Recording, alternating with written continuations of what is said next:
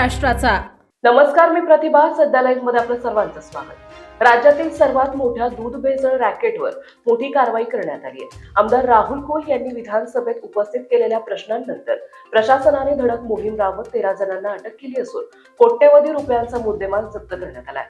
दुधाची भेसळ हा राज्यातील सगळ्यात मोठा प्रश्न आहे। आम्ही बरेचसे जे काही या ठिकाणचे सदस्य आहेत आपण मिल्क कलेक्शन करतो आणि सुदैवाने अतिशय आधुनिक परिस्थिती अशा लॅब्स आता आपल्याकडे उपलब्ध झालेल्या आहेत, टेस्टिंग फॅसिलिटी आपल्याकडे उपलब्ध आहे, परंतु बहुतांशी कलेक्शन सेंटरमध्ये दुधाचं टेस्टिंग होत नाही। याचा लहान मुलांच्यावर अतिशय वाईट परिणाम होतोय।